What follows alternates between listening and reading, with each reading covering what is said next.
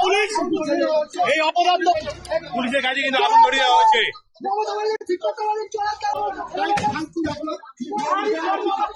नमस्कार दोस्तों, ये जो वीडियो आपने देखा ये नबन्ना अभियान स्टीर से है। नबन्ना मतलब जहां पे वेस्ट बंगाल चीफ मिनिस्टर का ऑफिस है वो है नबन्ना। तो उधर तक बीजेपी का प्रोटेस्ट मार्च चल रहा था।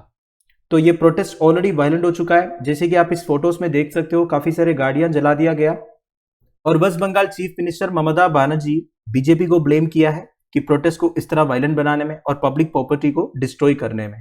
वैसे दोस्तों देखा जाएगा तो पब्लिक प्रॉपर्टी को डिस्ट्रॉय करने में कोई भी पॉलिटिकल पार्टी हमारे देश में पीछे नहीं है, पर अभी तक ये समझ में नहीं आया कि प्रोटेस्ट के वक्त गाड़ियां क्यों जला दिया जाता है या फिर पब्लिक प्रॉपर्टी को क्यों डिस्ट्रॉय किया जाता है। अगर जलाना ही है, खुद का प्रॉपर्टी जलाओ। जो भी है, हम आज इस वीडियो में डिस्कस करेंगे ये प्रोटेस्ट क्यों चल रहा है बीजेपी की तरफ। वैसे Kolkata police leader of opposition in West Bengal assembly Shubhendu Adhikari और member of parliament Locket Chatterjee को अरेस्ट किया है प्रोटेस्ट मार्च से पहले ही। वैसे ये प्रोटेस्ट क्यों चल रहा है? रीसेंट टाइम्स में large amount of cash recover किया गया वेस्ट बंगाल में। लास्ट जुलाई में एनफोर्समेंट डायरेक्टरेट नियरली ₹50 करोड़ का cash, gold, property documents, foreign currency वगैरह रिकवर किया the then West Bengal minister Partha Chatterjee की एड अर्पिता चैटर्जी से। वैसे मोस्ट रिसेंटली 17 करोड़ का कैश रिकवर किया था एक बिजनेसमैन नेम्ड आमिर खान से in the garden reach area of Kolkata. Basically enforcement directorate 6 locations में सर्च ऑपरेशन कंडक्ट किए थे over an alleged case of a mobile gaming app called e nuggets. E nuggets एक gaming app है जो इंटरनेट से डाउनलोड कर सकता है। बेसिकली इसमें गैम्बलिंग होता है, लोगों को पैसे डिपॉजिट करना होगा, गेम जीतने से पैसे जो है बैंक अकाउंट में ट्रांसफर कर सकता है। तो पहले 2-3 गेम लोग जीतने लगा, पैसे आने लगा बैंक अकाउंट में, तो लालच के चक्कर में और पैसे डिपॉजिट किए, बाद में अकाउंट में ट्रांसफर होने का जो ऑप्शन है वो गायब हो गया। तो इस तरह एक स्कैम हुआ था। तो इससे रिलेटेड आमिर खान करके एक बिजनेसमैन को अरेस्ट किया है एनफोर्समेंट डायरेक्टरेट और उनसे 17 करोड़ कैश रिकवर किया गया। तो ये दो मेजर इश्यूज के अगेंस्ट प्रोटेस्ट करने के लिए main opposition party BJP Nabanna अभियान that is march to secretariat organise किया to protest against alleged corrupt practices of Mamata Banerjee government in West Bengal. वैसे नबन्ना अभियान करके एक प्रोटेस्ट 1.5 साल पहले हुआ था TMC led government of West Bengal के अगेंस्ट प्रोटेस्ट करने के लिए, जिसे ऑर्गेनाइज किया था Students Federation of India that is SFI. SFI basically Communist Party of India का स्टूडेंट्स विंग है, और Democratic Youth Federation of India भी साथ में थे that is DYFI. DYFI basically Communist Party of India का यूथ विंग है। तो तभी TMC led government of West Bengal के फेलियर्स के अगेंस्ट प्रोटेस्ट करने के लिए नबन्ना अभियान हुआ था। उस प्रोटेस्ट में भी कॉन्फ्लिक्ट हुआ था पुलिस एंड प्रोटेस्टर्स के बीच में। Unemployment was one of the major issues of the protest. तो देखिए प्रोटेस्ट का मेजर इश्यू था अनएम्प्लॉयमेंट। तो तब प्रोटेस्ट अनएम्प्लॉयमेंट से रिलेटेड था, तो अभी करप्शन से रिलेटेड। तो कोलकाता पुलिस ने 7 FIRs ऑलरेडी रजिस्टर किया है for unlawful assembly, violating section 144 of the CRPC, rioting, attacking cops, torching the policeman in connection with yesterday's violence during the BJP rally. अब देखिए दोस्तों, अभी तो 7 FIRs की बात किया जा रहा है, और भी FIR रजिस्टर होंगे जब भी स्टेट गवर्नमेंट के अगेंस्ट या फिर रूलिंग गवर्नमेंट के अगेंस्ट प्रोटेस्ट होता है। यही सब ऑफेंसेस चार्ज करते हैं दोस्तों। तो अब हम डिस्कस करेंगे ये सेक्शन 144 ऑफ द CRPC के बारे में। This is very much important for your examinations.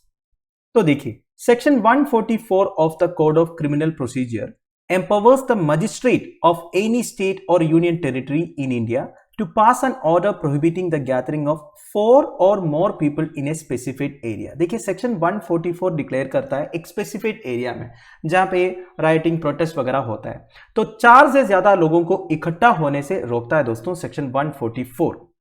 तो ह्यूमन लाइफ और प्रॉपर्टी के लिए डैमेज होने का चांसेस अगर है कहीं भी, तो मजिस्ट्रेट जो है सेक्शन 144 इंपोज कर सकता है।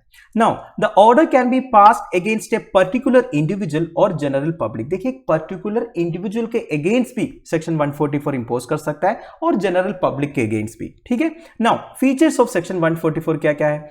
Number 1, it places restrictions on handling और transporting any kind of weapon. किसी भी तरह का वेपन आप कैरी नहीं कर सकते।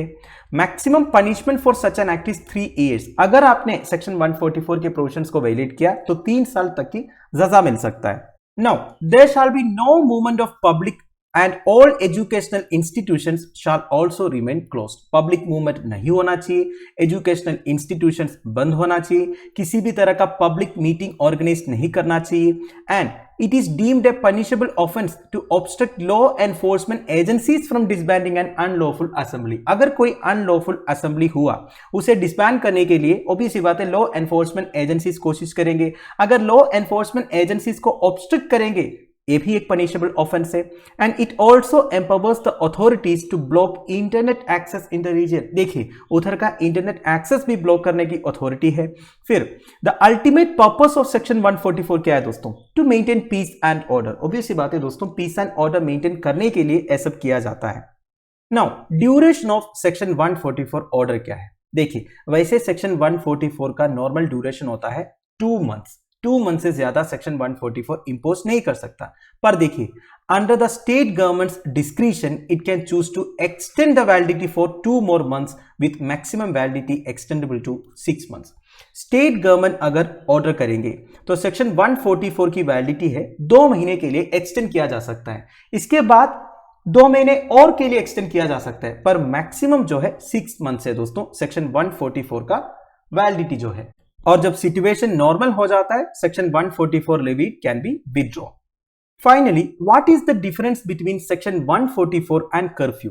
देखिए कर्फ्यू के बारे में भी आपने सुना होगा ना दोस्तों, तो ये सेक्शन 144 और कर्फ्यू के बीच में मेजर डिफरेंस क्या है दोस्तों? देखिए मैंने आपको पहले ही बताया section 144 prohibits the gathering of 4 or more people in the concerned area. इसका मतलब ये है 3 लोग तक इकट्ठा हो सकता है। पर कर्फ्यू में क्या है ना दोस्तों, लोगों को ये इंस्ट्रक्शंस दिया जाता है to stay indoors for a particular period. एक पर्टिकुलर पीरियड के लिए घर के अंदर ही रहना है। गवर्नमेंट कंप्लीट रेस्ट्रिक्शन इंपोज करता है ट्रैफिक के ऊपर भी, समझ गए? मार्केट्स, स्कूल्स, कॉलेजेस, ऑफिसेस सब बंद रहता है कर्फ्यू के टाइम पर। ओनली एसेंशियल सर्विसेज को अलो किया जाता है रन करने के लिए, वो भी प्रियर नोटिस में। तो दोस्तों दैट्स इट। देखिए right to protest one of our fundamental right है। हेल्थी डेमोक्रेसी को मेंटेन करने के लिए प्रोटेस्ट करना भी जरूरी है। पर देखिए पब्लिक प्रॉपर्टी को डिस्ट्रॉय करके जो प्रोटेस्ट हो रहा है दोस्तों, that is not at all acceptable. हमारे देश में जितने पॉलिटिकल पार्टीज है, मैं केवल एक पॉलिटिकल पार्टी या 2 पॉलिटिकल पार्टी की बात नहीं कर रहा हूं, सारे पॉलिटिकल पार्टीज की यही हिस्ट्री रहा है। उन्हें अपने पार्टी वर्कर्स को यह समझाना पड़ेगा कि पब्लिक प्रॉपर्टी डिस्ट्रॉय करना एक पाप है। देखिए पब्लिक प्रॉपर्टी डिस्ट्रॉय करने से सरकार का कुछ नहीं जाता, कोई अपना घर से थोड़ी ना कुछ ला रहा है। जो पैसे पब्लिक वेलफेयर के लिए खर्च करने के लिए एलोकेट करके रखा होगा वही पैसे वो इसी में लगाएंगे। बेसिकली उनको एक एक्सक्यूज मिल जाएगा फंड्स कम खर्च करने का। तो इस बारे में आपका क्या कहना है दोस्तों, आप मुझे प्लीज कमेंट बॉक्स में बता दीजिएगा। Thank you for watching, bye bye, have a nice day.